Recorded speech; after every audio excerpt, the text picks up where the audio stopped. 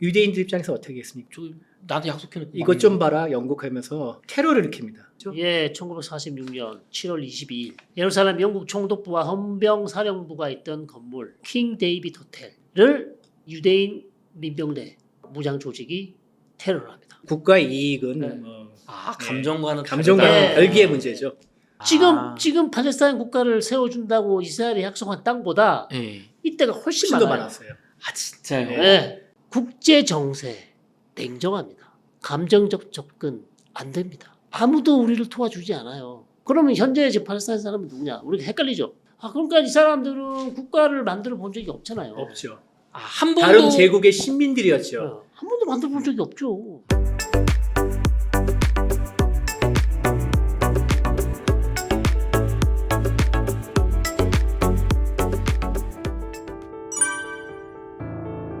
교수님, 기자님, 저희가 1차 세계대전 때까지 지금 이 팔레스타인 지방에서 영국이 만하게 구는 영국이 아랍에도 국가 세워주겠다, 유대인들한테도 이스라엘 세워주게 해주겠다, 프랑스한테도 막 땅 팔아먹고 이런 얘기를 했는데 사실은 2차 세계대전이 끝난 1945년 이후에 이스라엘이 생기잖아요. 네네네. 그러면은 뭐 그 기간에는 뭐 그랬다 치고 네. 2차 세계대전 하면 또 히틀러 아닙니까? 그렇죠. 유대인들 홀로코스트로 학살하고 네. 이 나쁜 짓을 많이 했는데 네. 2차 세계대전 때 유대인들은 좀 어떤 삶을 살았는지부터 좀 설명을 좀 해주세요. 2차 세계대전은 뭐 유대인들에게는 악몽이죠. 근데 왜 이렇게까지 많이 집단적 학살을 하는 거예요? 그것은 히틀러 자체가 일단은 전쟁을 일으키는 과정에서 유대인들을 이용했다고 말씀드릴 수 있겠는데 기본적으로 반유대주의가 계속 있었고 그다음에 독일 기독교인들도 거기에 대해서 사실 침묵을 했었거든요. 그 히틀러가 유대인을 죽이는 것에 대해서 반대하지 않았어요. 목소리를 크게 내지 않았습니다. 아니 근데 아까 저희 앞에서 얘기했지만 유대인들이 유럽에서 되게 취급이 안 좋았잖아요. 네. 범죄자로 막 몰리고 자기가 안 해서 유대인이라는 이유만. 네, 네. 그럼 유대인들이 가난하거나 잘 못 살았다는 얘기 아닙니까? 직업도 네. 별로고. 네, 네, 네. 근데 왜 이렇게 유대인 싫어해요? 그것은 유대인들이 그러니까 토지를 매입을 할 권리도 없고 네. 직업의 권리도 없다 보니까 유대인이 소수민족으로 살아남을 수 있는 가장 좋은 직업은 돈 만지는 직업, 대부업. 대부업, 고리대금업. 네. 그러니까 샤일록. 셰익스피어 샤일록이 나오지 않습니까? 기독교인들은 그런 거 안 해요? 기독교인들은 돈에 대해서는 되게 엄격하죠. 제가 이자 놀이를 하는 것 자체가 아. 기독교 정신에 위배된다고 교회법에서 금지한 걸로 알고 있어요. 예. 그러다 보니까 이런 3D 업종은 누가 해야 된다고요? 그 누군가는 그런 돈 빌려주는 걸 해야 되니까. 그쵸. 그러다 보니까 유대인으로서는 가장 손쉽게 돈만 있으면 어떻든 대부분 할 수 있잖아요. 뭐 이자놀이해서 돈 뭐 괜찮은 거 아닙니까? 네. 그렇게 직업이 그렇게 됐고 네. 또 하나의 직업은 금은 세공업, 보석 펄리싱업, 세공업. 그래서 지금도 유대인들이 보석 세공을 잘합니다. 그렇지만 그게 언제 출발해? 이때부터 출발한. 그래서 독일 사회에서 이제 그런 업종이 있었는데 2차 세계 대전이 나기 전에 독일 경제가 어땠습니까? 그때 1차 세계대전 지구 배상금 하느라고 망했다고 하이퍼 들었어요. 인플레이션. 네. 그 모든 독일 경제 어려움의 근원은 누구라고요? 유대인 때문이다. 근데 유대인 때문은 아니잖아요, 그게. 아니죠. 음. 그러나 누구의 희생양이 필요한 겁니다. 쟤네들 때문에 그치. 맨날 돈놀이하고 친하게 그렇죠. 막 이자 많이 네. 받아먹고 쟤들 때문에 그런 거야. 유대인들이 독일의 그 어려운 한 그래도 경제가 어려운데 독일 국민들의 피를 빨아먹는 돈을 다 빌려가서. 자꾸 돈 갚으라 그러고. 네. 그리고 또 이런 점도 있습니다. 독일이 1차 세계대전에서 문명 져서 패전 국가가 맞는데 그 당시에 영국과 프랑스 플러스 미국이 독일 영토로 발을 내딛지는 못했습니다. 그냥 프랑스 영토랑 벨기에 영토에 싸우다가 예. 전쟁이 끝난 거거든요. 그러면은 이제 전쟁이 끝나고 나면 독일이 지고 난 다음에 생각해 보니까 우리가 전투에서 지지 않았는데 전쟁에서 졌다. 그럼 결국 누군가 우리를 배신한 것이다. 누가 배신했냐? 결국 유태인들이다. 유태인들이 등 뒤에서 칼을 찔러가지고 결국 독일 제국이 1차 세계대전에 졌다. 그래서 그런 논리가 독일의 이제 보수 세력들, 네, 이런 극우 세력들 중심으로 퍼져나갑니다. 그래서 히틀러가 그거를 더 정교화해서 반유대주의를 내세워서 집권에 성공하게 되는 거죠. 우리가 전투 되게 잘해서 막 프랑스에서 그러니까 영토를 다 가져가고 프랑스에서 이기고 있었는데 유대인들이 뒤에서 문제 일으켜서 우리가 전쟁을 졌다. 영국을 도와줬죠. 영국을 네. 도와줬다. 영국 편을 들어줬겠죠. 그래 걔네 네. 저기 중동 가서 자꾸 국가 세운다고 돈 빌려줬지. 네. 나쁜 놈들. 네. 아 이게 말이 되네. 거기다가 아리안주의가 있잖아요. 아, 순혈주의. 그쵸. 예. 1등 신. 네, 나치즘은 단순히 그런 이데올로기가 아닙니다. 아리안주의 독일 민족만이 적자 생존이 나고 독일 민족 순수 아리안 피를 보호해야 된다. 그 외에 나머지 유대인이나 집시나 동성애자들은 쟤네들은 아기를 놓지 말아야 돼. 씨를 말려야 된다고. 장애인들도 네, 그렇죠. 장애인들은 척결 뭐. 대상이었죠. 네, 척결 대상이었었어요. 왜냐하면 왜냐하면 장애인은 또 장애인을 넣을 수도 있다고 생각한 거죠. 그러니까 순수 아리아 민족, 독일 민족은 계속해서 좋은 독일 인간을 생산해야 되는 겁니다. 그러기 위해서는 나머지 인종들은 다 척결 대상이에요.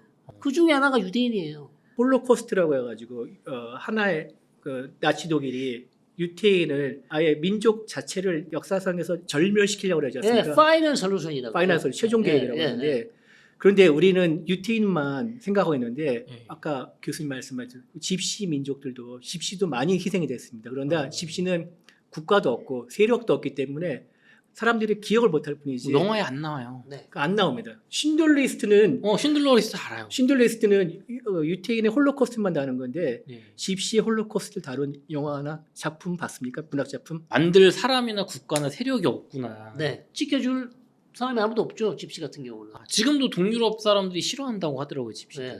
그러니까요. 네. 그래서 결국 그 집시의 희생에 대해서는 아무도 얘기하지 않는 거죠. 그럼 장애인 분들도 막 불임수술 받고 그래요. 그렇죠. 600만이라는 유대인들이 결국 그 포로 수용소 아니면 뭐 가스실 아니면 뭐 총살형 여러 가지 방식으로 특히 폴란드에 가장 유대인들이 많았거든요. 많았죠. 네. 그러니까 폴란드에 있는 유대인이 가장 많이 죽었어요. 우리가 아우슈비츠의 가스 체인버, 가스실을 많이 생각하는데 그 가스실을 만든 이유가 두 가지로 합니다. 하나는 원래는 총살을 많이 했는데 나치즘으로 철저하게 무장된 SS, 그러니까 네. 그 무장친위대 이 거기서도 또 특별 부대가 있습니다. 이 처형만 전문은 이 사람들도 그 인간적인 도의상 그 인지상정이죠. 그러니까 도저히 못 견디는 겁니다. 이게 수많은 총살에 대해서 그래서 그 이거를 대해서 굉장히 거부감을 많이 일으키는 사람도 많았고 둘째 과학적이고 합리적이 효율적이다.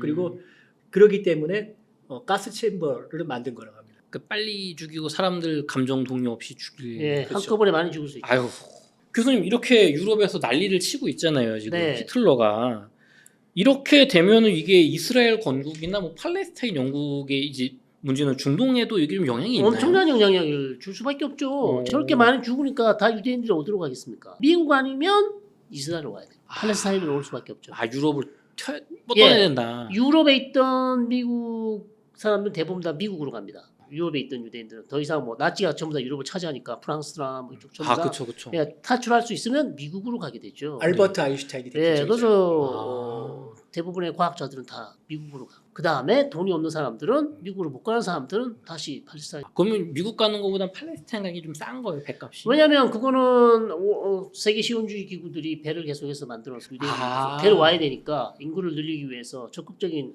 역할을 했겠죠. 그러니까 미국 가는 거는 네 돈으로 가고 여기 팔레스타인 오는 거 우리가 막 100 보내줄게. 그렇죠. 그런 거구나. 네. 미국으로 가는 거는 시온주의 국가 세우러 가는 거 아니잖아요. 거기는 돈을 대줄 이유가 없죠.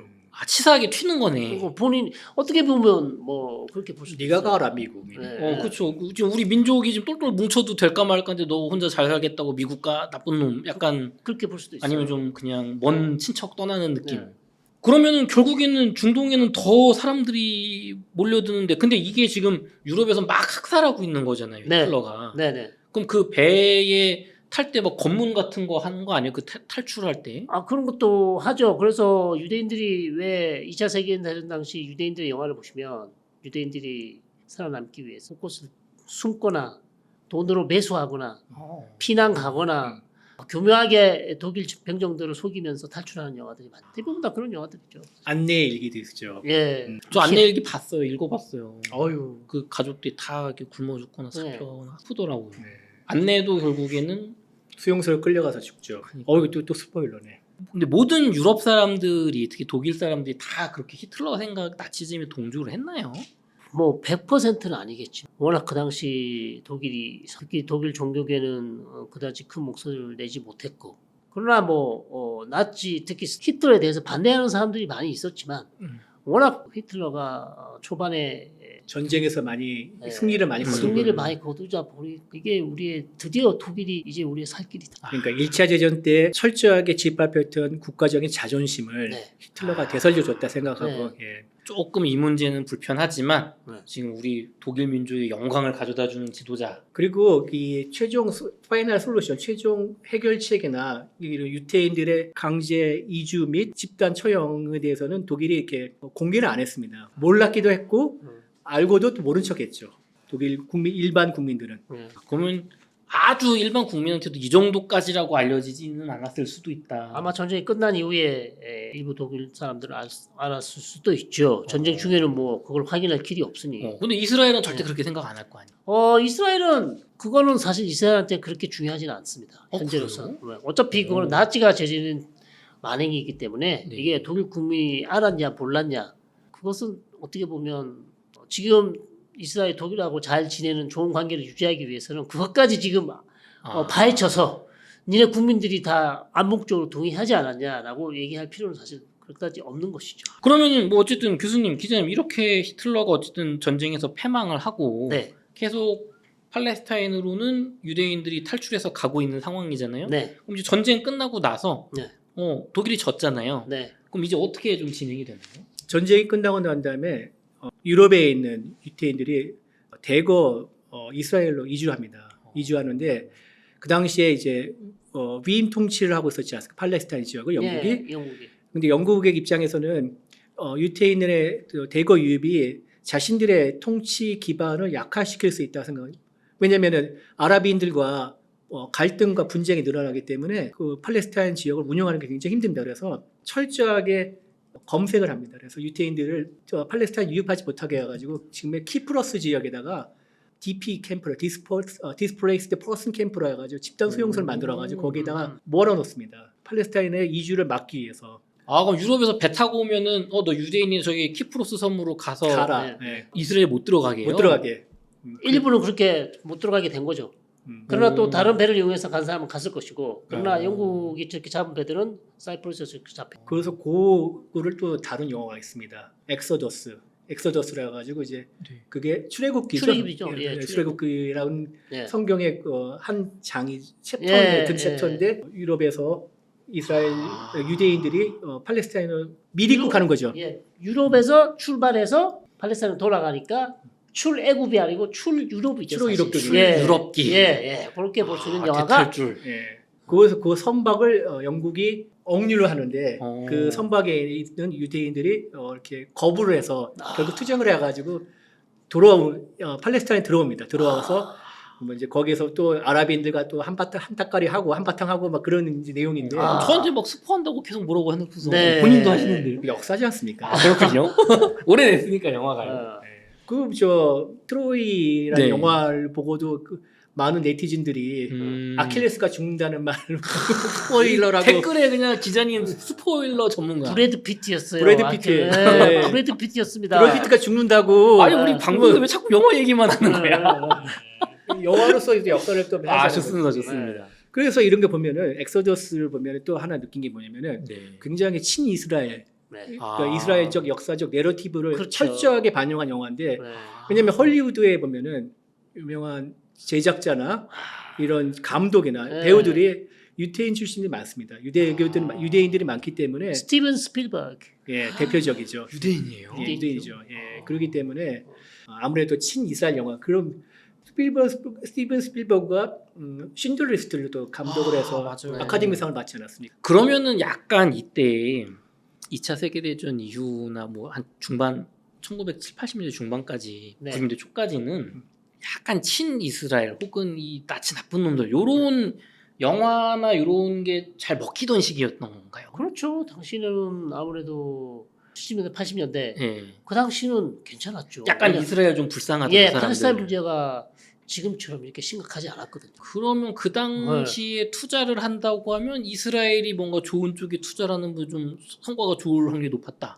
그렇죠. 괜찮았겠죠. 그러나 아시다시피 이스라엘 국가가 원래 사회주의로 출발한 국가입니다. 키부츠가. 그러니까 외국인이 사회주의. 투자하는 거를 오픈한 지가 얼마 되지 않을 거예요. 그리고 이스라엘은 국가의 영토를 사유 영토가 별로 없습니다. 영토를 거의 다 국가가 다 가지고 있어요. 땅 못 사요? 외국인? 예, 땅 사기가 힘듭니다. 아파트 못 사요? 건물 정도는 뭐 살 수 있는데 아. 영토를 국유지를 막 외국인이 산다? 거의 불가능하다. 개인적으로 우리나라의 이 사유 재산 제도가 굉장히 발전됐다고 느끼는 게 네. 우리나라는 땅도 개인이 가질 수 있고 건물도 가질 수 있잖아요. 네. 심지어 외국인도 가질 수 있어 조금 그렇긴 한데 네. 어쨌든 안 되는군요 그 나라는. 네, 조금 그 부분에서는 아직까지는 보수적이다. 좋습니다. 그러면은 뭐 기자님 아까 엑소더스 얘기해 주셨지만 물밀듯이 지금 팔레스타인 몰려가는 거잖아요. 그럼 갈등이 계속 심각해질 것 같은데 앞으로 어떻게 되나요, 교수님? 그 문제는 이겁니다. 이스라엘의 그러니까 유대인들이 팔레스타인 유입을 많아지고 영국이 이거를 방해를 하지 않습니까? 막아넣어서 네. 유입을 막고 있으니까 유대인들 입장에서 어떻게 하겠습니까? 나한테 약속해놓고 이것 좀 봐라 영국 하면서 테러를 일으킵니다. 테러를 해요? 예, 지금은 아랍계 무슬림들이 테러의 어떤 그 아이콘처럼 되지 그쵸, 않는데 그쵸. 1902차 대전 종전 직후에서는 테러의 상징은 유태인이었습니다. 진짜요? 네. 그 대표적인 게 킹 데이비드 호텔 사건이죠. 예, 1946년 7월 22일 예루살렘 영국 총독부와 헌병 사령부가 있던 건물, 네. 사령부를 쓰던 건물이죠. 킹 데이비드 호텔을 유대인 민병대 무장 조직이 테러를 합니다. 탄을 터뜨려가지고 네. 당시에 91명이 사망했습니다. 사망자 중에는 영국인도 있고 아랍인도 있었지만 이스라엘 유대인 17명도 포함이 되어 있습니다. 자기 민족도인데 그냥 터트리는 거예요? 그렇죠. 본인이 뭐 다 구분해서 할 수 없으니까. 어차피 그 호텔에는 다양한 사람들이 있으니까. 그게- 아니 근데 왜 하는 거예요? 왜? 영국이 유태인의 팔레스타인의 유입을 막아서니까 그걸 네. 반대해서 우리는 반대한다. 아. 그만둬라. 이런 입장을 전달하기 위해서 테러를 저지른 겁니다. 보복성 테러죠. 방해하지 말아라. 그렇죠. 근데 이게 유태인 테러 단체 중에 그 당시에 크게 세 부류가 있었습니다. 네. 그 중에 이르군이라는 예. 이두군. 이르군이라는 소행이 있는데 이르군의 지도자가 메나힘 베긴이라고요. 나중에 이스라엘 총리가 되는 사람입니다. 건국 이후 진짜요? 독립 이후에 건국 이후에 근데 테러리스트가 총리 예. 되는 거예요. 그렇죠. 여기 수배자 명단이 있습니다. 이 원티드 있는데 제일 왼쪽에. 윗줄의 왼쪽 예. 안경 쓴 양반. 예. 이 양반이 메나힘 베긴인데요. 얘는 메나힘 베긴이 이끄는 테러 조직인데 크게 유태인 테러 조직이 세 개가 있습니다. 하가나 있고 레히 또는 예. 슈테른갱 아니면 슈텐갱이라고 하죠. 스턴갱. 스턴갱. 아브라함 슈테른이죠 이름이. 예, 아브라함 슈테른. 슈테른이라는 사람이 있고 그다음에 이르군이 있고요. 예. 팔마크라고 있는데 팔마크는 하가나의 어떤 정예 조직이라 네. 가지고 크게 보면 세 개고 네. 세분화하면은 네 개입니다. 네 개가 있는데 이 중에 주류가 하가나입니다. 하가나는 나중에 IDF라고 해가지고 이스라엘 방위군, 이스라엘 군의 예. 모태가 되는 조직이죠. 그렇죠. 와. 그래가지고 하가나가 IDF가 나머지 두 개의 조직을 흡수하면서 지금의 이스라엘 군대가 창설이 되는 건데요. 네. 뿌리는 테러 조직이었습니다. 야 그러니까 이스라엘이 이스라엘이 팔레스타인 보고 뭐라 할 계제가 안 되는 거죠. 아니 본인들도 저 테러로 시작했네. 본인들도 출발은 민병대 무장 단체 테러로 출발했죠. 물론 이스라엘 국민 입장에서는 이건 독립운동이라고 독립운동이라고 부릅니다. 아니 근데 교수님 영국은 그래도 이스라엘 국가 만들어주려고 노력을 많이 했잖아요. 네. 물론 이제 좀 지금 분쟁 때문에 막고는 있지만 네네. 약속을 나중에 뭐 지킬 테니까 좀 가만히 좀 있을 것 같은데. 그러나 이제 1946년에 지금 일어난 일인데 문제가 뭐냐면 계속해서 팔레스타인 측에는 또 아랍 민병대 테러 무장 조직이 있었어요. 그 이스라엘 맺는 게 아니죠. 그러니까 이스라엘은 또 쭉 쓰면 한 뭐 스턴갱, 하가나, 팔막, 일군 쯔바이 레옴이라고 해서 에젤이라고 하는 단체입니다. 에젤입니다 원래. 그래서 그런 단체들이 있으면 서로 치고받고 싸우는 거죠. 자기네들끼리도 싸웠죠. 네, 엄청 싸우죠. 자기들끼리 왜 싸워요, 교수님? 노선을 놓고 경쟁하는 거죠. 자기네들끼리도 싸우지만 이스라엘 쪽 민병대랑 아랍 민병대랑 치고받고 싸우는 거기가 주로 거죠. 싸우죠. 네, 그게 이제 주업이죠, 주업. 그럼 영국은 약간 난 여기 지금 통제할 힘이 없는데 힘이 없죠. 그냥 나도 지금 전쟁 깨져가지고 나도 살기 힘든데 그런데 빨리 떠나고 싶은데 여기 누구한테 넘겨야 되는데 그럼 내가 이스라엘이 먹을 거야 팔레스타인이 먹을 거야 막 서로 싸우고 있는 거예요. 그러니까 민병끼리. 골치가 아프죠. 머리 아플 것 같아. 그러니까 골치가 아픈 상황에서 계속 문제를 일으키니까 유대인 민병대 조직원들을 계속 잡아다 넣잖아요 감옥에다가. 그래서 테러했으니까 뭐 네. 처벌해야죠. 거기에 대해서 유대인들은 계속해서 영국 정부에 대해서 이렇게 하는 거죠. 석방해라. 그리고 우리 빨리 이민 더 받게 해주고 독립국가 세워달라. 그래서 계속 요구를 하는 거죠. 그럼 당시에 유럽인들이 그래도 뭐 서방 측 미국 포함해서 이쪽이 힘을 가졌으니까 서방 세계에는 그때 그런 테러라는 이스라엘에 대한 여론은 좀 어땠나요? 그 당시에는 어차피 아직 국가를 세워지지 않았지만 미국에서는 동정론이 있었겠죠. 본인들이 2차 세계대전 당시 유대인 600만 유대인 학살을 사실 막지를 못했고. 막지 못했다. 아. 또 도덕적 책임감을 느꼈죠. 예, 그리고 전쟁이 좀 늦게 들어왔잖아요. 늦게 들어갔죠. 좀 일찍 들어와서 막을 수도 있었는데 더 중요한 것은 늦게 들어왔으면서 충분히 막을 여력이 있었는데 그게 노력을 하지 않았어요. 아 미국이요. 예. 그래서 거기에 대한 미안한 마음도 있죠. 유럽인들도 유대인들 싫어했지만 네. 너무했다. 유럽 사람들은 그런 거를 잘 아 그래요? 미국과 네. 유럽은 다른가요? 네, 유럽 사람들 특히 프랑스 같은 경우는 지금도 유대인들을 그다지 좋아하지 않습니다. 아니 그 자유평등 박애의 나라 아닙니까? 프랑스의 반유대주의는 상당히 심. 그래서 유대인들도 이스라엘 사람들도 만나 보면 영국하고 다른 유럽 사람들보다는 프랑스 사람들. 그럼 영국이 그래도 조금 동정적인 거예요? 그렇죠. 그러면 프랑스보다는 좀 낫죠. 근데 또 묘하게도 이스라엘의 핵 개발에서 프랑스의 역할이 굉장히 그렇죠. 컸습니다. 아니 별로 안 좋아한다면서요 기자님. 그 국가의 이익은 네. 감정과는 감정과는 네. 별개의 문제죠. 그러면은 뭐 유럽 국민들은 별 관심 없고 미국이 그때 이제 2차 세계대전이면 미국이 힘을 잡았으니까 네. 미국은 그래도 좀 야 이스라엘 좀 세우게 해주자. 그렇죠. 그러면서 1948년 세워지자마자 미국이 바로 인정하지 않습니까?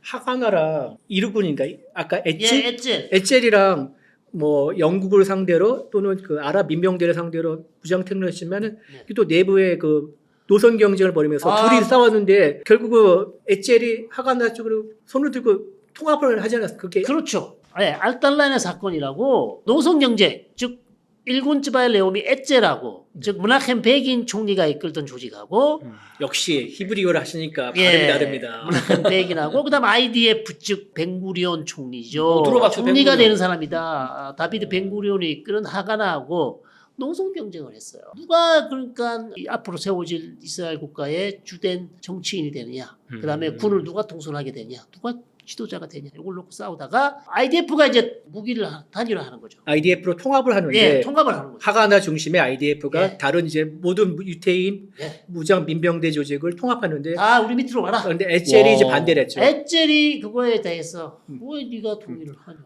네가 뭔데? 녹선이 다를 수 있지. 그리고 이제 배를 띄워가지고 거기다가 유럽에서 아마 무장대원 뭐 한 1,000명, 그다음에 무기를 또 엄청 실어서 네. 팔레스타인 들어오려고 지중으로 막 들어오는 거예요. 네. 그 IDF가 야 이제부터는 우리가 무기는 모든가 우리로 통합한다. 이스라엘 건국은 다 우리가 예, 하는 거야. 정통이야 우리야. 네. 내 그럼- 통제를 받아. 예, 그러니까 이미 전쟁 중에 있었고 48년이면 벌써 네. 5월달 전쟁이 일어나니까 그러니까 니네 뭐냐? 니네 뭐 갑자기 배를 띄워서 무기들랑 병력을 보내는 거 니네 뭐야? 다 무기들 우리한테 항복해 하니까 엣젤 쪽에서 뭐 안 한다고. 그리고 이거 비밀리에 들어왔어요. 알려주자고 비밀리에 들어왔는데 그걸 IDF가 하가나가 정보를 쟤네들이 잘 모르게 배로 지금 항복하라 항복 안 해. 항복하라 항복 안 해. 대치를 했죠. 대치하는 상황에서 IDF가 그 배를 침몰을 시킵니다. 아니 같은 이스라엘 쪽이 독립 단체잖아요. 예. 그러나 권력 앞에서는 야, 아니 같이 지금 독립하겠다고 싸우러 유럽에서 자원병이랑 무기가 왔는데 노선이 다르다고 침몰시켜요. 예. 그래서 결국 그 노선 경쟁을 놓고 싸우다가 이 배 이름이 저 사람들이 타고 온 배 이름이 알달. 그래서 이게 알달라는 사건이고 IDF 공격을 받아서 배가 침몰하게. 그러면은 혹시 이 명분하고 이렇게 사탕 발림에 넘어가면 안 되고 네. 투자를 할 때는 냉정하게 어디가 돈이 될 거냐, 어디가 권력이냐. 결국 백인이 대승적 차원에서 IDF에 합류하죠. 배는 이제 침몰되지만 문하켐 베긴 훗날 리쿠드 당의 가장 유명한 정치인이 되는데 이 사람이 IDF에 손을 들어주면서 침몰시켜서 어쨌든 IDF는 얻을 걸 얻었네요. 예, 그렇죠. 그럼 이제 IDF 밑으로 다 이스라엘 독립단체 내 밑이야. 그렇죠. 내가 대장이 통일이 된 되면서. 예. 여기서 또 이철재 인물 탐구가 아, 인물 소개가 또 되는데 네네. 데이비드 벤구리온. 외국인들 입장에서는 낯이 익은 이름일 수밖에 없습니다. 우리가 이스라엘에 입국하면은 텔아비브 공항 이름이 네. 벤구리온 공항이죠. 네. 저 되게 머리가 약간 아톰 박사 머리가 지금 되고 있어요. 예, 그게 공항 입구에 딱 서 있습니다. 요 벌써 두상이. 예. 세대 차이가 느껴집니다. 네. 저 같은 40대 초반은 네. 헤이아치 머리. 아, 저 헤이아치. 철권에 있어요. 헤이아치라고. 아 헤이아치. 예, 풍신권 쓰는 애 있어요. 네. 할아버지. 전혀 할아버지. 모르겠습니다. 네. 아톰밖에 몰라요. 아, 되게 인상이 범상치 않아요. 네. 힘 좀 쓰게 생겼어요. 키는 안 큰데 어. 어마어마한 정치력을 가진 사람. 그러니까요. 백인을 나중에 포용한 것도 그의 정치력인데 네. 그 엘리엇 코엔의 최고 사령부라는 책이 있습니다. 4명의 최고 사령관, 그러니까 민주주의 국가에서는 최고 사령관이 군인이 아니라 그 국가의 수반이죠. 행정 수반이 네. 보통 네. 최고 사령관인데 미국의 링컨, 영국의 처칠, 그다음에 프랑스의 클레망소, 클레망소. 그리고 이스라엘의 벤구리온이 벤구리온. 나옵니다. 벤구리온 4명의 아. 지도자가 전시에 어떤 리더십을 펼치면서 군을 잘 이끌고 전쟁 승리에 기여했나를 이렇게 분석한 건데 이게 벤구리온을 소개합니다. 그런데 이 벤구리온은 군사적인 백그라운드 전혀 없습니다. 법 공부했을 거예요. 네. 오스만 제국에서. 무슨 제국에서 오. 법을 이스탄불에서.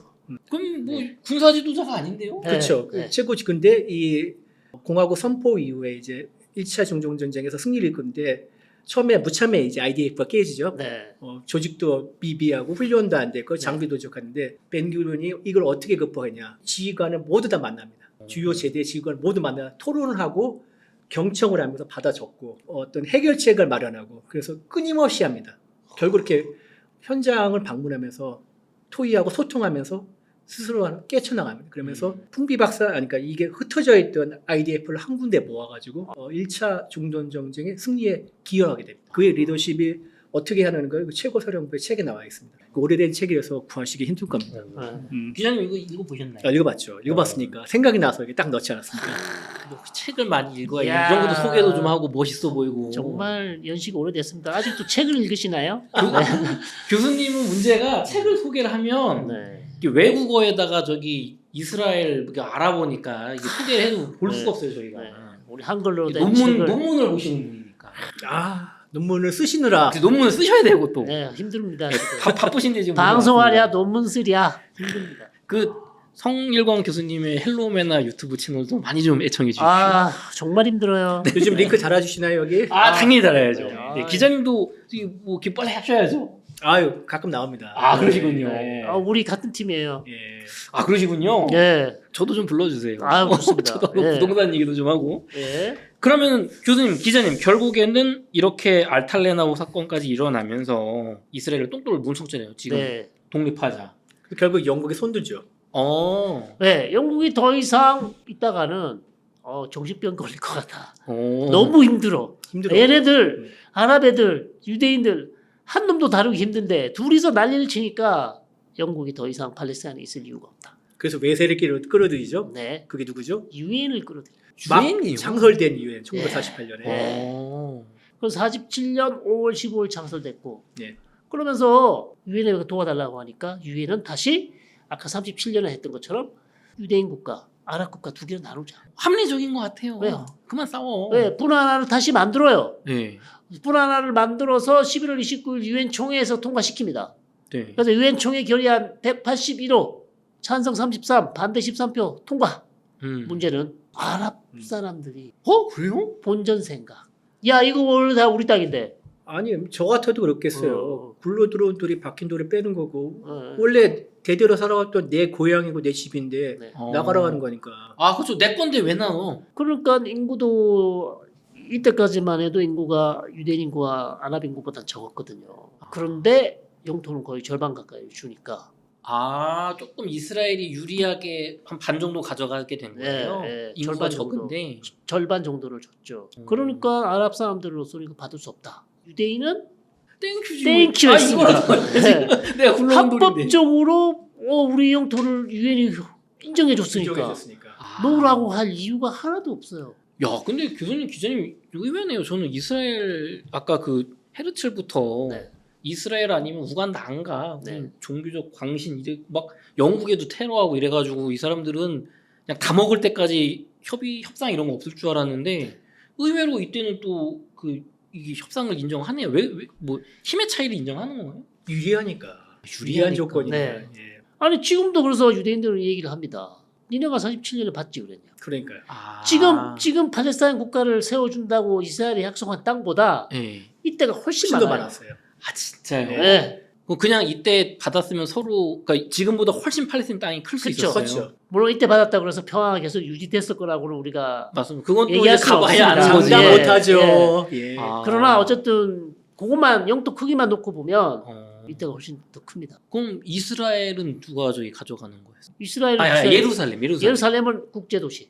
국제. 아무도 안 가져갑니다. 못 가져가게. 그 누구의 소속도 아니고. 예. 예. 그 박현도 교수님이 이거 저한테 무슨 뭐 유식한 말로 뭐 저기 약간 라틴어 비스무리하게 이렇게 코르푸스 세프라툼 이렇게 했습니다. 맞아요. 예, 완전히 분리된 지, 그 분리된 구역. 외교 언어 이런 거 예. 하시더라고요. 예, 그렇게 됐을 겁니다. 그럼 거기는 누구의 땅도 아니에요 지금도. 예, 지금은 국제법상은 아닌데 실질적으로는 이스라엘이 서예루살렘도 자기가 가져가 있고 동예루살렘도 지금 통합을 해버렸죠. 그러니까 이때 근데 팔레스타인 국가가 없었잖아요. 그럼 누가 협상하는 거예요? 지금도 한국 대사관은 텔아비브에 있습니다. 진짜요? 예루살렘에 없습니다. 아. 미국만 트럼프 때 대사관을 옮겼죠. 예루살렘으로.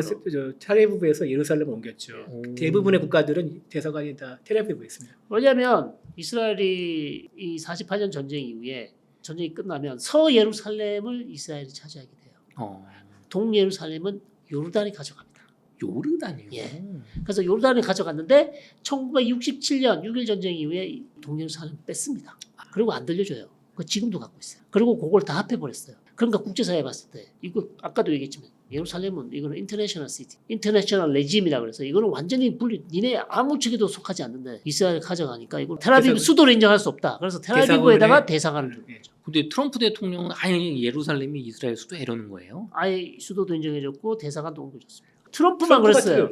트럼프가 이전에 대통령 아무도 그런 짓을 안 했어요. 아. 트럼프가 이상한 대통령이죠. 근데 뭐 이스라엘 입장에서는 좋은 대통령 아닙니까? 이스라엘 입장에서. 땡큐죠, 땡큐. 아니 그럼 교수님 저 궁금한 게 영국 여기까지 들어보니까 과연 영국이 이렇게 무책임했나라는 생각이 드는데 유엔에 잘 넘기고 어쨌든 이렇게 해보려고 했던 것 같은데요. 네. 너무 인터넷에 만하게 그놈 영국 나쁜 놈 하는 거 같은데 이거 짧게 얘기해서 그런가 이게? 왜냐하면 이제 이중 플레이를 했다는 거죠. 애초에 예. 약속을 유대인은 아예 안 받아줬으면. 그러니까요. 유대인은 아예 처음부터 니네 절대 안 된다. 언지를 안 해줬으면. 네. 벨푸어 선언을 안 했더라면 과연 이렇게 많은 유대인들이 팔레스타인에 왔겠냐. 그럼 교수님 이 아랍 분들 입장에서는 우리랑 원래 유대인들은 그 아랍에서 잘 섞여 살았고 네. 오스만 제국 때도 뭐 탄압한 거 없고 네. 유럽에서만 니들이 그렇게 사람 막 유대인들 죽이고 히틀러 때 막 괴롭히고 전쟁까지 해서 2차 세계대전 끝났으면 이제 잘 유대인이랑 니들이 살지 왜 갑자기 우리나라로 보내냐 아랍으로. 그렇죠. 그래서 제가 만난 팔레스타인 사람들 중에서 하는 얘기가 유럽이 싼 똥을 왜 우리가 치워야 되냐. 유럽의 안티세미티즘 때문에 반유대주의 때문에 유대인들이 팔레스타인에 몰려왔고 거기에 대해서 우리는 희생양이 됐다. 시오니즘이 생기기 네. 전까지는 유대인들이 독자적인 국가를 세우겠다는 생각을 별로 안 했었죠. 별로 안 했었죠. 할 필요는 없었죠. 물론 힘들었지만 네. 그냥 그런 대로 살자. 아. 그렇게 했었는데 프랑스에서 유럽에서 계속해서 민족 국가들이 만들어지니까 그리고 자기들의 상황이 전혀 나아질 기미가 안 보이잖아. 그리고 그러다 보니까 이제 오려고 그랬고 거기다가 또 2차 세계 대전에는 600만이나 학살을 당하고. 그 유럽 사람들이 죽인 거 아닙니까? 그렇죠. 그러니까 유럽에 생긴 문제를 팔레스타인이 짊어지게 된 거죠. 그 어떤 분들 댓글 맞다나 그렇게 유대인들이 안타까우면 유럽 너네가 독일 땅이랑 프랑스 땅을 떼서 거기 국가를 만들어 주든가 이렇게 하지 왜 그걸 아랍으로 보내냐. 그거 만들어준다고 가겠습니까? 아 또 그 문제가 있군요. 지금 가자 지구에서 예루살렘을 가야 되니까. 네, 트럼프가 지금 가자 지구 사람들 다 빼주고 다른 국가로 이집트나 요르단을 보내줄게 얘기하잖아요. 네. 뭐 받을 생각도 안 하겠지만 가자 주민한테 물어보세요. 몇 %로 가려고 하는데 왜? 많이 안 가려고 해요. 아 이게 참 어려운 문제군요. 네. 예를 들어서 미국이나 유럽이나 아주 살기 좋은 데를 보내준다. 네. 그러면 가려고 시민권 주고 그러면 가려고 그러겠죠. 그러나 이집트나 요르단 가봐야 어차피 난민 신세인데 거기를 왜 또 갑니까? 거기 그러니까 가는 같은 무슬림이고 범아랍이라 하더라도 같은 종교고 같은 문화권이라 하더라도 결국 국가 이익이고 이주원 외부인을 취급하기 때문에 네, 안 됩니다. 배척을 받고 차별을 받습니다. 아. 그렇기 때문에 같은 아랍권들이 맨날 전쟁을 벌이면 이스라엘한테 판판이 깨지는 게 그런 것도 아니겠습니까? 그런 이유 중 하나겠습니다. 맞아요. 아니 아랍이 이렇게 사람이 많은데 왜 지지 전쟁에 막 그런 생각 들잖아요. 그렇죠. 좋습니다. 그럼 저희 이제 이어서 팔레스타인의 입장은 좀 어땠는지 네. 이제 그 얘기도 좀 들어가 보도록 할게요. 교수님, 저희가 이제 뭐 약간 이스라엘과 유럽이 조금 국제 정세적 입장에서 봤는데 요 팔레스타인 입장에서 조금 보면 네. 이 문제에 굉장히 중요한 인물이 있다고 하는데 네. 성일광 교수님의 인물 탐구 시간 가져보도록 하겠습니다. 안녕하십니까. 성일광의 인물탐구 시간입니다. 자, 소개해 주셨는데 팔레스타인 지식인들이 많이 있죠. 알게 모르게 좀 있습니다. 유명한 분이 한 분 계시죠. 네, 가장 유명한 거의 뭐 스타 중에 스타입니다. 셀럽 중에 셀럽. 에드워드 사이드. 태어나기를 팔레스타인에서 태어났지만 부모님이 이집트로 이주를 하시고 이집트에서 다시 영국으로 갔습니다. 영국? 그러니까 이름이 영국 이름 에드워드하고 네. 아랍 사람 이름 사이드가 두 개 다 들어가 있죠. 아. 네. 그러다 보니까 이제 에드워드 사이드인데 이 사람은 무슬림이 아니고 아마 가톨릭을 믿는 기독교인 것으로. 그러니까 중동에 다 무슬림만 있다고 생각하시면 안 됩니다. 그리고 팔레스타인도 네. 무슬림만 있는 게 아닙니다. 네. 아 진짜요? 아, 당연하죠. 팔레스타인에 기독교인들 많이 있습니다. 그리스 종교. 아, 정말요? 네. 팔레스타인 사람이 다 이슬람 믿는 게 아니에요? 팔레스타인 사람들이 다 하마스가 아닙니다. 팔레스타인 사람들 중에서도 그리스 종교나 다른 가톨릭 종교를 믿는 사람들이 있습니다. 레바논은 훨씬 더 많고요. 그죠? 중동 지역에 많은 그리스도 교인들이 있습니다. 그렇기 때문에 이 에드워드 사이드도 그런 사람 중에 한 사람인데 이 사람은 사실 팔레스타인 민족주의 운동을 아마 미국이나 유럽에 가장 많이 전파했던 사람이기도 하고요. 그러나 학자로서는 미국에 끼친 영향은 훨씬 더 큽니다. 그렇죠. 오히려. 진짜로써요. 오히려. 그래서 에드워드 사이드의 역작은 뭐니 해도 오리엔탈리즘이죠. 오, 이거는 저도 들어본 책 이름인데 예. 오리엔탈리즘. 이거 오리엔탈리즘입니다. 유명한데. 78년에 나온 책입니다. 오래됐죠? 제가 6살 됐을 때 나온 책이네요. 에드워드 사이드의 오리엔탈리즘이 왜 중요한가? 이전까지는 중동 지역을 연구하는 학자를 우리가 오리엔탈리스트라고 부릅니다. 예, 지금도 러시아에서는 중동학이라고 미들리스트라고 하지 않고 오리엔탈 스타디라고 합니다. 옛날에는 오리엔탈 스타디라고 그랬어요. 그렇죠. 예, 중동이 오리엔트니까. 아시아. 니어이스트라고 썼죠. 예, 근동이라고. 금동이라고 많이 썼는데 과거에는 이제는 이제 미들리스트로 많이 바뀌었습니다. 그런데 오리엔탈이라는 다 쓰고 있어요. 근데 오리엔탈 뜻이 뭐예요, 교수님? 동양. 동양. 네. 근데 왜 중동이 왜 동양이에요? 중동은 동양이죠. 유럽에서 보면 가장 동쪽이, 그러니까 가까운 동양이 그 중동이지 않습니까? 아시아 아시아는 우리나라 몰랐었죠. 아니에요? 옛날엔 몰랐었죠. 네. 아시아에서. 옛날에는 중세 시대는 유럽이 있고 동쪽 끝이 중동이니까. 네. 그러니까 중동을 통칭해서 우리가 오리엔트라고 하고 네. 거기에 이제 반대되는 단어 악시덴트라고 있죠. 서양은 악시덴탈. 그래서 오리엔탈리즘도 있지만 거기에 대항하는 논리도 악시덴탈리즘이라고 또 있습니다. 그거는 뭐 다음 기회에. 네네. 그래서 오리엔탈리즘이 왜 중요한 거냐? 미국의 중동학자뿐만 아니라 모든 지성계의 뇌를 그냥 바꿔놨어요. 이 책이. 네. 이 책이. 예. 그러니까 오리엔탈리즘의 핵심은 지금까지 중동에 대한 유럽이나 미국에서 중동을 다뤘던 모든 학술적인 연구는 바이어스됐다. 편견에. 편견으로 바라봤다. 예. 왜? 식민지 유럽 국가들이나 미국이나 이런 식민주의 국가 사업에 봉사하기 위한 학문이야. 진짜 학문을 어떤 객관적 학문적인 연구를 한 게 아니라 예. 식민주의 사업 그 프로젝트에 봉사하는 학문이었기 식민주의의 시녀로서의 학문이었기 때문에 올바른 눈으로 동양을 없었다. 객관적으로 안 봤다. 안 봤다. 객관적으로 안 본 정도가 아니고 아주 비하해서 낮게 봤다. 그러니까 서양보다 아주 낮은 하등의 사람들, 하등의 문명으로 취급을 했다. 그렇게 이 사람이 유럽에서 생산된 동양에 대한 거의 모든 자기가 찾을 수 있는 문학이나 역사책이나 소설이나 이런 걸 다 살펴보면서 그걸 하나하나씩 다 비판을 했어요. 합리적으로 근거를 들어서. 그걸 또 보기에 나름입니다. 음. 어쨌든 완전히 새로운 다른 시각을 제시를 했어요. 그러니까 중동학계는 물론이고 원래 이 사람이 역사가가 아닙니다. Comparative Literature. 비교문학가입니다. 네, 비교문학가입니다. 그러면서 그런 책을 쓰니까 미국에 있는 중동학계가 완전히 뒤집어졌어요. 우리가 지금까지 속아왔구나. 우리가 잘못 연구했다. 잘못 봤다. 동양을. 특히 중동을. 아시아도 마찬가지고. 왜 우리가 계속 이 식민주의 사관으로 식민주의 프로젝트의 눈으로 동양을 봤냐. 일본도 저기 조선 저기 2등 시민 니들은 평생 안 돼. 막 이렇게 막 연구했잖아요. 그렇죠. 그런 것들도 마찬가지입니다. 그래서 핵심은 뭐냐? 동양과 서양은 다르고 동양은 서양이 될 수 없다. 그게 아주 편견에 빠진 서양 학문이 지금 만들어낸 산물이라는 거예요. 아, 그게 아니다. 네, 그게 아니라는 거죠. 이 동양과 사람은. 서양이 다른 게 아니고 네. 동양은 서양이 될 수 없다가 아니다. 네. 어. 얼마든지 동양도 서양을 따라잡을 수 있고 발전될 수 있다는 게 그게 진실인데 사이드 주장은 지금까지 만들어 놓은 학문들은 그렇지 않았다. 않았다. 그거를 신랄하게 비판한 것이 오리엔탈리즘입니다. 야, 이거 대단한 분이네요. 네. 그래서 이 사람 이후에 미국의 중동 학계는요 어마어마한 파장을 일으킵니다. 어떻게 바뀌나요? 이스라엘을 두둔하는 사람은 살기가 힘든다. 아, 그래요? 그러니까 요즘에 대학가에서 네. 미국 대학가에서 네. 반이스라엘 팔레스타인 시위가 많이 네.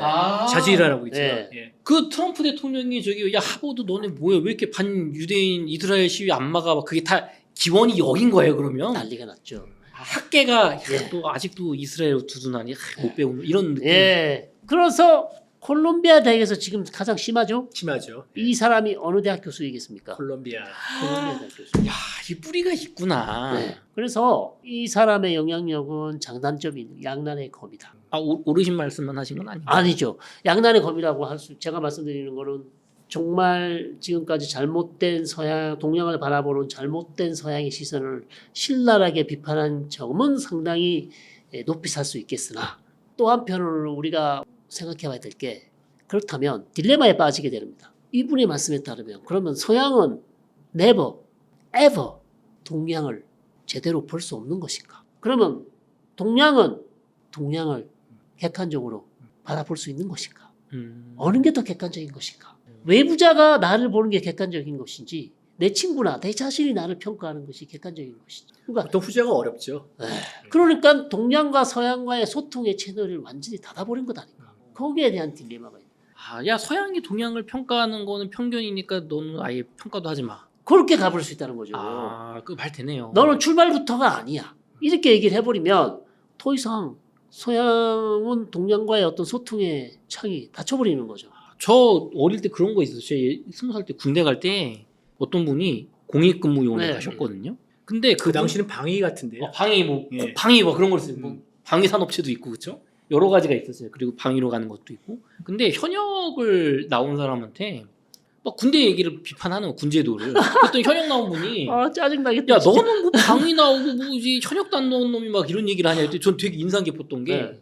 아니 국가의 의무를 방위로 하든 면제로 하든 현역을 가든 수행을 했으면 수행을 한 거고 설령 면제를 받았다 할지라도 군대 제도에 대해서 대한민국 국민으로서 내가 말을 하지 못한다고 하면 이게 제대로 올바로 된 민주주의고 토론이냐? 아니죠. 전 그 얘기를 듣고 어린 마음에 아유 이 형이 대단한 분이네. 야, 이 엄청 그 형님의 감명받았어. 우리 남PD님의 에드워드 사이드였네. 에드워드 사이드인 거예요. 예. 지금 그 말대로 너는 현역 안 나왔으니까 군대제도 얘기하지 마 하면 소통이 안 되는 거 아닙니까? 그렇죠. 나는 현역 아니라고 기간이 너무 길어 이러면 안 되잖아요. 이 좀 일리가 있는 것 같아요 그 말씀이. 너무나 중요한 엄청난 업적을 남긴 학자이지만 네. 이스라엘 문제에 있어서는 사실상 대화의 창을 닫았고 근데 제가 또 이제 대사직을 마치고 이스라엘로 돌아가신 아키바 토르 대사와 토르 대사님. 얘기를 예. 해봤어요. 예. 네. 같은 대학을 다녔어요. 오. 콜롬비아 대학을 다녔거든요. 네. 자기가 만난 에드워드 사이드를 너무나 인자했대. 아. 자기가 이거 유대인 키파를 쓰고 있지 예. 않습니까? 모자, 뻥똥 모자. 예, 유대인인 걸 알면서도 자기가 언제라도 찾아가면 친절하게 대화를 하고 이팔 문제에 대해서도 이스라엘 팔레스타인 문제에 대해서 얘기를 하고 대단히 개방적인 그런 사람입니다. 상당히 인상적이었대요. 인격자네. 네, 그러니까 뭐 학문적으로는 학자적으로도 상당히 인격적으로 괜찮은 사람이죠. 성일광 교수님 같은 분이셨어요. 아, 저는 뭐 아직 멀었습니다. 더 열심히 공부를 해야. 아까 그러면 에드워드 사이드가 팔레스타인인데 무슬림이 아니고 기독교였다 하셨어요. 네. 도대체 그러면 팔레스타인은 아까 유대인이 뭔가 제가 여쭤봤는데 네. 팔레스타인은 어떻게 정의할 수 있을까요? 팔레스타인 단어의 기원은 음. 팔레스타인의 이 단어는 기원은 블레셋이 맞습니다. 성경에서 나온 예, 블레셋. 블레셋이 맞습니다. 다윗과 골리앗.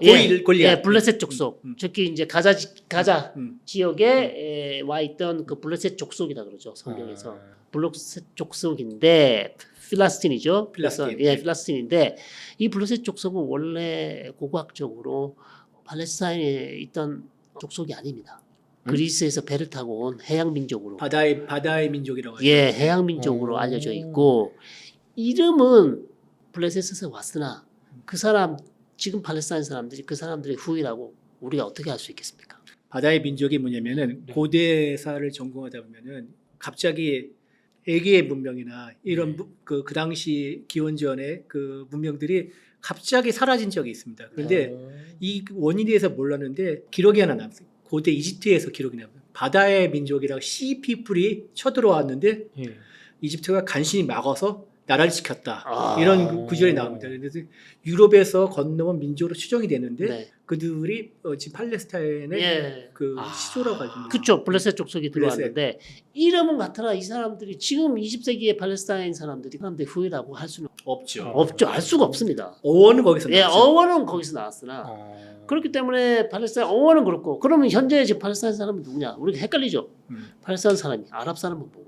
신라 고구려 조선 뭐 그 앞에 고조선도 있고 쭉 해서 지금 한국인 정체성이 있잖아요. 네네네. 여기는 아닌 거예요? 아니죠. 그러나 팔레스타인 사람들은 물론 그때부터도 계속해서 팔레스타인 지역에 사는 아랍 사람들을 우리가 팔레스타인 사람이라고 부를 수밖에 없습니다. 아랍은 훨씬 더 큰 개념이잖아요. 그렇죠. 네. 중동적인 아랍어를 쓰는 사람이고 아빠가 엄마가 아랍 사람이고 다 아랍 사람인데 네. 그 아랍 사람들 중에서 팔레스타인 지역에 살고 있는 아랍 사람을 우리가 팔레스타인 사람이라고 할 수밖에 없다. 그러면 팔레스타인인 분들은 여기가 우리 수천 년 블레셋인 때부터 우리 땅이야라고 하는 거예요. 블레셋은 아니지만 가나안 시대 때부터 자기들이 여기 있었다고 얘기하는 가나안 사람이죠. 시대부터. 예. 예. 가나안 시대. 예. 구약 성경에서 봤던 것 같은데요. 예, 그때부터 우리가 여기 있었다고 주장하는 사람이 있는 거죠. 문제는 팔레스타인 민족주의가 그럼 언제부터 나왔냐?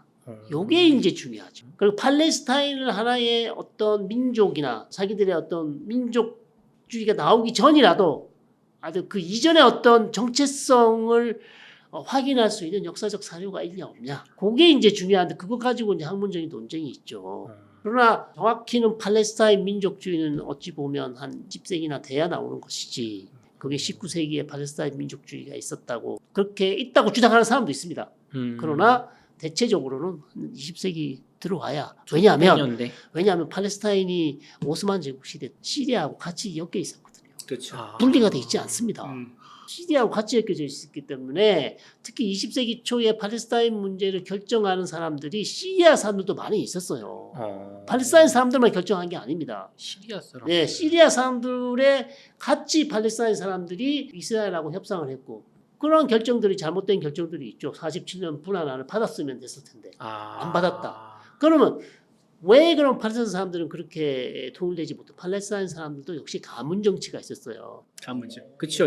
아랍권에서는 네. 국가보다 원래 가문 부족이 중요합니다. 아. 그러니까 나샤시비 가문하고 후세인이 가문하고 여러 가문들이 있었어요. 그러니까 네. 어느 자기가 여기서 주도권을 쥐고 싶어 하니까 우리가 앞에서 저 이스라엘도 막 그 주도권 다툼하듯이 노선 경쟁 노선 경쟁. 이러면서 단일화된 힘을 보여주지 못하면서 외부의 적보다 내부의 적이 더 무섭고 내부 경쟁이 외부와의 경쟁보다 더 치열합니다. 근데 앞선 저희 3부에서 이스라엘은 어쨌든 알탈레나. 알탈레나를 침몰시켰음에도 불구하고 어쨌든 통일됐습니다. 됐잖아요. 예. IDF가 예. 대장하기로 했잖아요. 네. 근데 여기서는 통일이 안 되고 국가 수립이 안 되고 20세기에 들어왔으면 지금 하마스와 PLO가 또 다루죠. 그럼 팔레스타인 사람은 결론 기자님이 질문이 팔레스타인인은 뭐예요? 그러니까 지금 현재 팔레스타인 아버지가 팔레스타인 사람이고 팔레스타인 지역에 살았던 옛날 거주민들이 거주민이고 지금 내가 지금 유럽에 가 있더라도 네. 과거 내가 팔레스타인 살았다.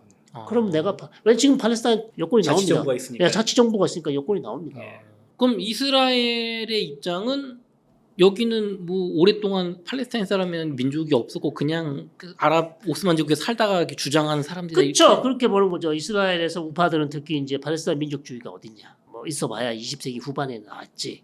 1950년대 말에 피에로보다 더 빨리 나온 게 있죠. 파탁이라고 팔레스타인 해방 조직이 이 1955년에 아라파트가 세웁니다. 이미 55년에. 그 67년 전이죠 이미. 네. 3차 중동 전에. 그다음에 가말 압둘 나스르 20세 대통령이 하여튼 55년 한참 뒤에 만들어졌고. 그럼 교수님 팔레스타인은 우리나라 상해 임시정부처럼 네. 조선이 망하고 우리 막 임시정부도 만들고 독립군도 있고 막 네. 그리고 우리 옛날에 막 중국 사서 보면은 몇천 년 전에도 동이족이라고 써 있고 일본에도 저기 고려 네. 사람하고 이런 기록이 많잖아요 우리는. 네네네. 근데 팔레스타인은 그게 별로 없는 거예요. 그러니까 이 사람들은 국가를 만들어 본 적이 없잖아요. 없죠. 한 번도 다른 제국의 신민들이었죠. 한 번도 만들어 본 적이 없죠. 언제 만들어봤어요? 팔레스타인 국가가 한 번도 없었어요. 있을 수가 없죠. 계속 제국의 네. 신민이었고 아까 말씀드렸다시피 아랍 문화에서는 국가나 그런 것보다 부족이나 가문이 더 중요해요. 1947년에 유엔 분단을 받았으면 팔레스타인 국가가 세워줬죠. 그때가 어떻게 보면 네, 최초다. 아랍 국가를 세워주기로 했지 않습니까? 만약에 그것을 받았더라면 유엔이 회원국이 될 수 있는 팔레스타인 국가가 될 수 있었어요. 절호의 기회였다. 네, 그거를 놓치고 나서는 팔레스타인 국가를 세울 가능성이 없죠. 팔레스타인 민족주의가 언제 생겼냐는 되게 기원이 분분하겠지만 제가 네. 생각하기에는 시오니즘이 딱 뭐 주창이 되고 네. 헤르츠를 이제 주도해서 유대인들을 팔레스타인 지역으로 이주를 막 할 때 19세기 후반이 아닌가 싶은데 그렇죠. 원래 민족주의라는 거는 자기 정체성을 가져야 되는데 그렇죠. 팔레스타인인으로서의 네. 독립적인 개체로서 인정하는 건데 네. 그렇게 그걸 인정하려면 내가 누군가의 다르다 이거를 먼저 깨달아야 되지 않겠습니까? 네. 근데 오스만 투르크의 신민으로서 네. 팔레스타인에 거주했던 때는 그는 전혀 몰랐었죠. 같은 무슬림이라서 그냥 네. 뭐 조금 뭐 다른 사람들 몇 명인데 그 소수였으니까. 네, 근데 네. 19세기 후반에 갑자기 유럽에서 유대인들이 서서히 몰려들기 시작하면서 네. 우리랑 다른 존재가 생겨났다. 그렇죠. 그때가 그러면 팔레스타인 민족주의의 시발이라고 하도 되겠죠. 그렇게 볼 수도 있겠죠. 찾아볼 수 있겠죠. 그러니까 1882년부터 유대인이 들어왔으니까. 그렇다면 거의 19세기 말이죠. 그리고 거의 20세기 초에 가야 구체화된 팔레스타인 사람들의 어떤 집단 의식 이런 것들이 형성되어서 팔레스타인 민족주의가 출발되었다. 우리가 남이다 생각하는 거죠. 네. 우리는 남이다. 그렇게밖에 추정할 수 없을 것 같습니다. 그럼 저도 사실 잘 몰랐는데 저희 댓글 보다 보면은 아니 왜 이스라엘 유대인들은 몇천 년 동안 저기 아랍에서 잘 살던 팔레스타인 땅을 뺐냐? 네. 요런 시각은 몇천 년 동안 팔레스타인 국가라는 게 없었고 한 번도 네. 없었고 네. 민족이라는 자각도 좀 우호적으로 봐야 한 1800년대 중반, 네. 19세기, 네. 20세기가 거의 뭐 더 우호적으로 보는 사람도 있습니다만 뭐 중간쯤 해서 그 정도로 말씀드리면 그 우리나라도 좀 5,000년 역사 됐다는 거 있어요. 네. 그러니까 국가가 있었다고 생각하시면 안 되는 거죠. 팔레스타인 국가는 사실상 없었다. 그러나 팔레스타인 민족은 여기에 거주한 거는 맞다. 그리고 아까 피에로는 1974년이 아니고 1964년이고 네. 팔레스타인 해방 조직은 1955년 맞습니다. 55년 이후로. 좋습니다. 그러면은 저희 이어서 그 오스만 투르크 시절에 이제 시오니즘 시작되면서 유대인이 유입됐잖아요. 네. 그 이후에 이 땅에 팔레스타인 분들에게 좀 어떤 고난과 역경이 좀 있었는지 좀 사례들을 좀 말씀해 주실 수 있을까요? 그 19세기 후반에 이제 시오니즘이 주창이 되면서 주장이 되면서 유대인들이 팔레스타인에 하나둘씩 나타나기 시작하면서 원래 거주하고 있던 팔레스타인인에게는 많은 하나님의 날벼락이 이제 치는 그렇죠. 거죠. 그래서 기록에 따르면은 그 첫 분쟁의 시작을 1882년 12월이라고 합니다. 네. 이 이스라엘 측에 나왔던 건데 당시에 이제 팔레스타인으로 이주한 네.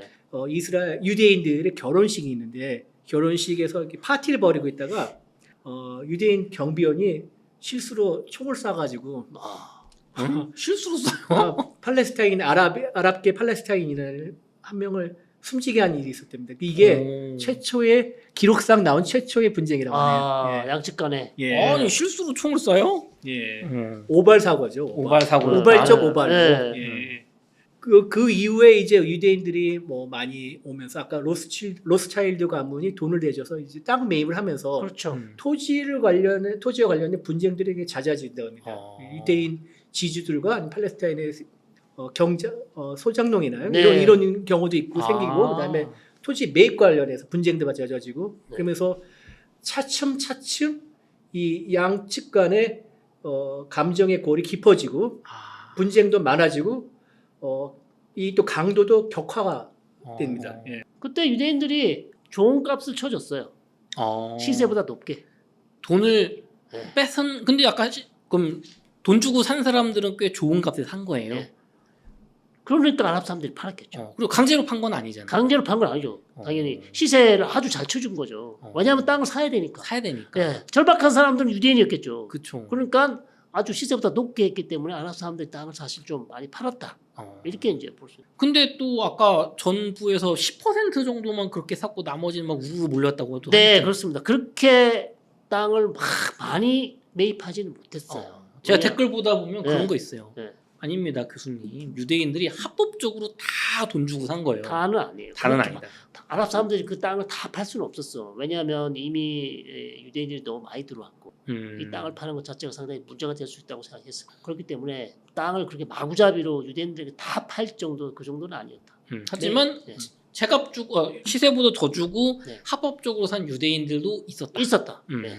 그 1886년에 이런 일이 있었다고 합니다. 지금의 제가 이스라엘 지명은 잘 모르겠지만 페타티크바. 페타티크바. 예. 페타티크바. 예. 역시 히브리어. 예. 샬롬. 테라비브 밑에 있습니다. 아, 페타티크바. 예. 그 당시에 이제 사소한 분쟁이 있었는데 노세 이렇게 뭐 통행권이나 이런 거 가지고 분쟁이 나 가지고 이스라엘 유대인 그 이주민들이 그 아랍 정착민의 노세를 뺏었다고 합니다. 그래서 아랍 이제 팔레스타인인 측이 이제 유대인들한테 돌려달라 하는데 싫어 왜? 그래가지고 그게 분쟁이 되어가지고 그 이스라엘 유주민들이 농사를 지으러 나간 사이에 팔레스타인 거주민들이 이스라엘 정착촌을 습격합니다. 4명이 부상당했다는데 이게 가장 큰 사건이었다고 해요. 지금 그 당시 굉장히 큰 충격적인 사건인데 지금 봐서는 뭐 아무것도 아니죠. 아무것도 아니죠. 이런 일이 계속 반복되고 근데 시간이 지나면 이게 이제 무장 투쟁으로 바뀌는 거죠. 처음엔 그냥 예. 분쟁, 충돌, 예, 사고였다가 그냥, 예, 그러다면 이제 민병대가 패싸움 정도였죠. 그러니까, 예. 민병대가 생기면서 양측 간에 이제 무력 충돌을 가게 되는 상황이 점점 악화되는 것이죠. 그래서 문제는 유대인들이 처음에 들어갔을 때 아랍인 문제가 심각해질 것이라는 것을 좀 생각을 했었어야 되는데 본인들은 우리가 이렇게 돈을 많이 가지고 와서 그 사람들이 노동력도 많이 이용해주고 그리고 발전된 문명을 만들어서 그러면 저 사람들도 같이 우리랑 평화롭게 잘 살 수 있을 거야 라는 아주 순진한 생각. 유태인의 오리엔탈리즘이네. 네. 너무나 순진한 생각이었어요. 물론 다 그렇게 생각한 건 아니지만 그런 생각들 때문에 아랍 문제를 좀 진지하게 생각하고 우리가 이 사람들을 어쨌든 평화로운 방법으로 해결을 해야지 이런 식으로 그냥 해결하지 않고 그냥 유야무야하면 문제가 더 복잡해질 것이라는 걸 생각했었어야 되는데 그런 생각이 부족했다. 사람 없는 땅으로 우리는 이주를 간다라는 그런 표현이 있어요. 랜드 without people인데 말도 안 되는 말. 네, 사람들은 많이 있는데 어떻게 랜드 without people이냐. 유대인들은 표현이 마치 그냥 주인 없는 땅에 그냥 우리가 가고 있는 거다. 그건 완전 착각이죠. 많이 살고 있잖아요. 네. 국가를 못 썼을 뿐이지. 그게 분쟁의 씨앗이, 불행의 씨앗이다. 1920년은 그 1차 대전이 끝나고 중동 지역 분할에 대해서 이제 영국과 프랑스를 중심으로 프랑스의 도시 세브러라는 데에서 모여가지고 협의를 합니다. 거기에 근데 팔레스타인인 대표도 들어와가지고 같이 본격적인 협상단은 아닌데 자신들의 의견을 제시한 대표단으로 참석한 일이 있었습니다. 근데 두 대표단 사이에 약간의 신사협정 같은 게 맺어졌다 합니다. 그래서 앞으로 우리는 이제 뭐 싸우지 말고 평화롭게 살자.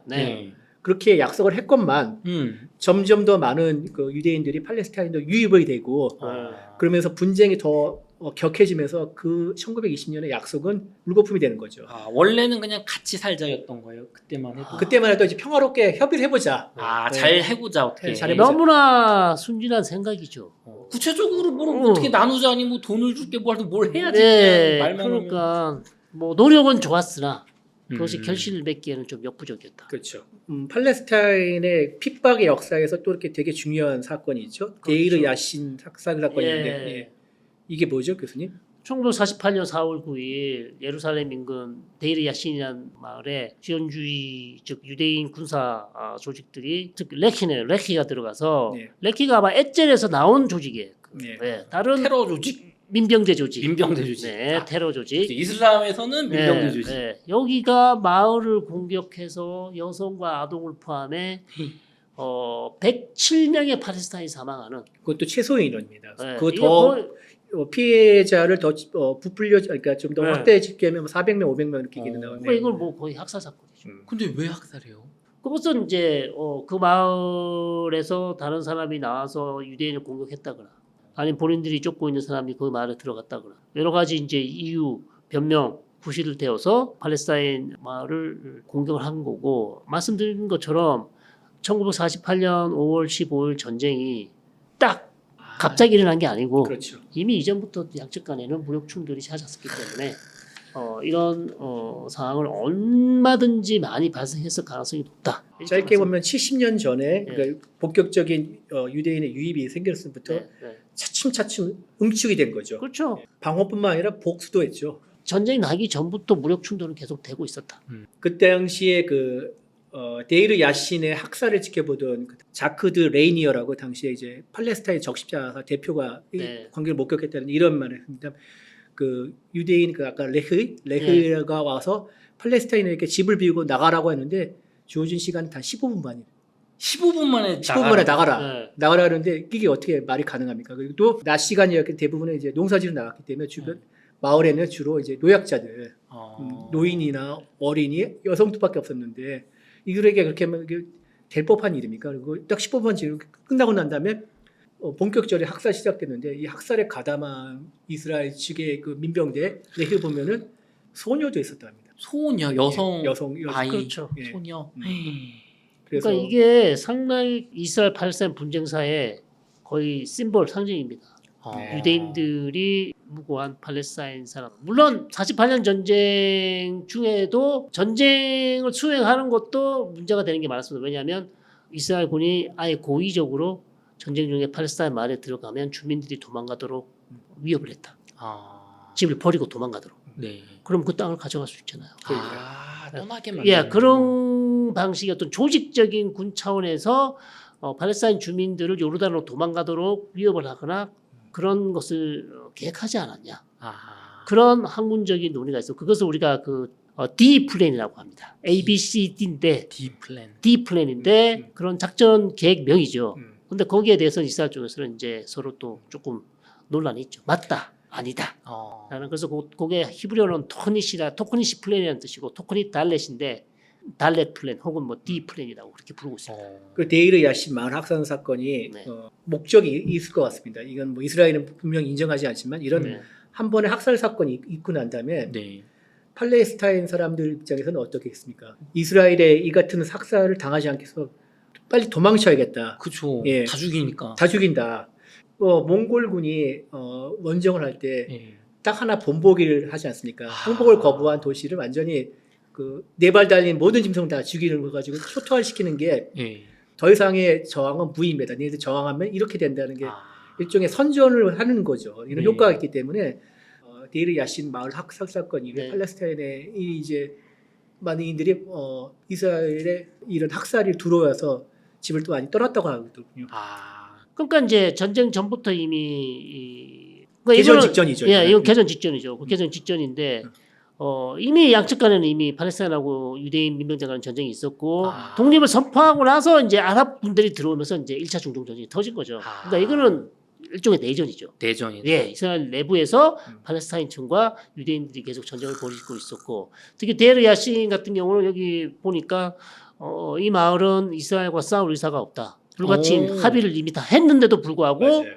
중립지역이었죠. 예, 빨리 이 집을 버리고 탈출해라고 15분 정도 시간을 주고 거기에 나가지 않는 사람들에 대해서는 살해를 하는. 교수님 근데 합의를 했잖아요. 우리는 네. 그냥 평화롭게 본보기를 살겠다. 보여주는 거죠. 그러니까 무조건 팔레스타인 너희들 다 떠나지 않으면 다 죽어. 떠나면 이스라엘 사람들이 차지하면 되니까 그러니까요. 유대인들이. 네. 그런 어떤 본보기일 가능성이 좀 있어 보입니다. 그러니까 제1차 중동 전쟁은 이스라엘 입장에서는 독립 전쟁이고 네. 건국의 과정이겠지만은 네.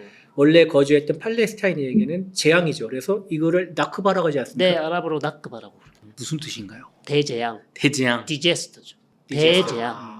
교수님 그러면은 저희가 또 이제 감정적으로 이렇게 순진하게 보는 시각일 수도 있는데 아니 그 유럽에서 네. 히틀러한테 그렇게 조직적으로 학살당하고 유대인들 홀로코스트도 있었는데 아니 여기 가서 어떻게 반대편으로 또 힘이 있다고 그러냐 이렇게 보시는 분들도 있는데 네.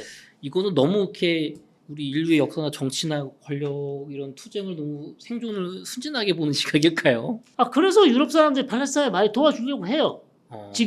지금요. 늦었지만. 늦었지만. 네. 그래서 이제 프랑스나 유럽에서는 계속해서 이스라엘이 팔레스타인 사람들을 학살하거나 죽이면 거기에 대해서 계속 문제 제기를 하고 있고 물론 그것이 충분하지는 않습니다만 그런 역할을 중재를 하는 역할을 하고 있고 그다음에 한때 94년에 바르셀로나 플랜이라고 계획이 있습니다. 중동 지역의 팔레스타인 국가들의 경제를 좀 살려서 팔레스타인 독립국가로 가서 이팔 문제를 해결해 보자. 라는 어떤 바르셀로나 경제를 통해서 팔레스타인 국가를 세워서 좀 이팔 문제를 이스라엘 팔레스타인 문제를 해결해 보자는 그런 노력이 있었는데 그게 바로 바르셀로나 플랜 프로젝트가 있었어요. 그래서 그게 이제 뭐 성공하지는 못했죠. 그게 일종의 이제 유럽 사람들이 그나마 양심적으로 죄책감을 느껴서 예, 죄책감 느끼면서 그래도 우리가 좀 이 정도 최소한의 노력은 해야 되지 않겠는가라고 이제 그런 사업도 했습니다만 그것이 이제 물거품이 되고 말았죠. 미국은 그래서 트럼프가 가자 지구에다가 미국은 휴양지를 만들려고 미국은 바이든부터 관심이 없었어요. 그래서 바이든이 지금 보면은 외교의 귀재라고 하시면은 북한 문제에 대해서도 전략적 인내로 계속 바이든도 그랬죠. 그다음 그 앞에 누굽니까? 오바마. 트럼프죠. 트럼프 일기. 그렇죠. 트럼프 일기는 그래도 트럼프 일기에서 노력을 했어요. 그건 너무 친이스라엘적이야. 사위가 이스라엘 유대인이니까. 그래서 이스라엘 팔레스타인 중동 평화안일 책을 만들었어요. 책자를 아주 좋은 거 컴프리헨시브 아주 포괄적인 중동 평화를 뭐 100페이지인가짜리를 만들었어요. 경제 개발까지. 팔레스타인 경제를 어떻게 개발시켜야 되느냐. 앞으로 독립이 되면. 어마어마하게 이쁘게 잘 만들었어요. 근데 문제는 요르단강 서안의 땅에 30인가 40%를 유대인에게 합병하는 걸로 했어요. 그러니까 팔레스타인 측이 절대 받을 수가 없죠. 그럴 수 없죠. 너무나 많은 땅을. 왜냐하면 이스라엘하고 팔레스타인 협상 중에 요르단강 서안에서 팔레스타인이 줄 수 있는 땅의 범위가 10% 미만이에요. 7%나 6%냐 가지고 싸우고 협상을 하고 있는데 1% 포인트 가지고 싸우는데 1% 싸우는데 30%를 준다고 한 거예요. 그걸 팔레스타인이 어떻게 받습니까? 그러니까 완전히 폐기가 됐죠. 그러니까 거의 8년, 10년 동안 아무것도 없었어요. 바이든 놀았죠. 트럼프 일기 놀았죠. 그러니까 뭐 이스라엘 팔레스타인 문제가 미국은 왜 관심이 없냐? 해봐야 안 될 거 아니까. 해봐야 안 된다. 해봐야 내 시간 낭비, 내 돈 낭비, 내 정력 낭비. 그런 거 해봐야 외교적 업적도 안 되고. 아니 뭐 되면 노벨상을 받을 수는 있겠죠. 누가 지금 되게 원하고 있는데. 근데 해결될 기미가 거의 없으니까. 그렇군요. 저희가 지금 긴 시간 동안 이렇게 교수님과 기자님 모시고 어떻게 보면은 저희가 원래 첫 부를 이제 이스라엘 독립전쟁에 대해서 이야기를 해보려고 했는데 앞에 배경 설명이 지금 여기까지 온 거거든요. 그렇죠. 교수님, 기자님 이렇게 웅달멘터리 전쟁사 줄여서 웅전사 검색하시면 앞으로 나올 건데 웅전사 첫 촬영 소감은 좀 어떠시고 그리고 시청자분들을 위한 웅달멘터리 관점에서의 교훈도 부탁드리겠습니다. 자 보십시오. 오늘 긴 시간 촬영했지만 전혀 지루하지 않고 전혀 힘들지 않은 건 아닙니다만 그래도 나름 재미있게 촬영을 했고요. 국제 정세 냉정합니다. 감정적 접근 안 됩니다. 아무도 우리를 도와주지 않아요. 결국 자주 국방해야 되고요. 외교력 키워야 됩니다. 그렇지 않으면 이 긴 중동의 역사를 보시면 감정적 접근한다거나 냉철한 하여튼 머리가 필요합니다. 그래서 여러분도 투자하실 때 감정적으로 하지 마시고 냉철하게 분석하시고 역사에서 많이 배우시고 그래야 좋은 길이 보일 것이라고 생각합니다. 이에치카의 아까 역사는 과거와 현재 끊임없는 대화라고 했는데 어제의 중동, 어제의 팔레스타인을 저희가 여러분께 말씀드린 거는 그냥 뭐 무슨 일이 있었다는 게 아니라 내일의 우리를 바라보고 어떻게 나갈까를 생각해보고 그리고 또 어떤 같이 지혜를 모아보자 하는 그런 작은 바람에서 하는 겁니다. 그러니까 앞으로 웅전사 계속 여러분께 많은 화제도 던지고 생각할 거리 던져보겠습니다. 같이 고민해 나가주셨으면 고맙겠습니다. 감사합니다. 저희가 다음 시간에는 그 이제 이스라엘 독립전쟁, 중동 1차 전쟁.